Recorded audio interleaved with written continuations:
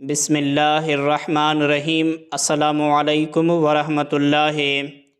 محترم سامعین و ناظرین، ہمارے چینل راہ ہدایت میں آپ سب کو خوش آمدید کہتے ہیں۔ اگر آپ نے ابھی تک ہمارے چینل کو سبسکرائب نہیں کیا تو کر لیں۔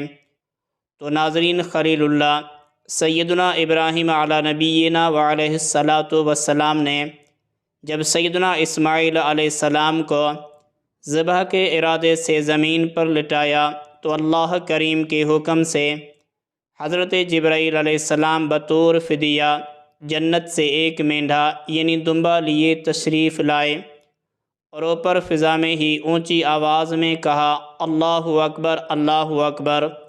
جب حضرت ابراہیم علیہ السلام نے یہ آواز سنی تو اپنا سر آسمان کی طرف اٹھایا اور جان گئے کہ اللہ عز و جل کی طرف سے آنے والی آزمائش کا وقت گزر چکا ہے اور بیٹے کی جگہ فدیے میں مینڈھا بھیجا گیا ہے، لہٰذا خوش ہو کر فرمایا، لا الہ الا اللہ واللہ اکبر۔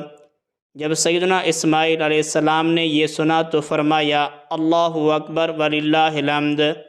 اس کے بعد سے ان تینوں مبارک ہستیوں کے ان مبارک الفاظ کی ادائیگی کی یہ سنت قیامت تک کے لیے جاری و ساری ہو گئی۔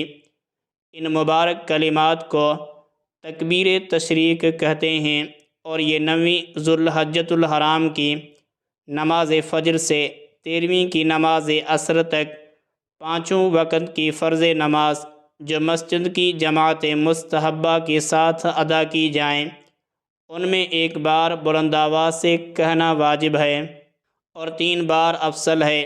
تکبیر تشریق سلام پھیرنے کے بعد فوراً کہنا واجب ہے۔ تکبیر تشریق یہ ہے، اللہ اکبر، اللہ اکبر، لا الہ الا اللہ واللہ اکبر، اللہ اکبر وللہ الحمد۔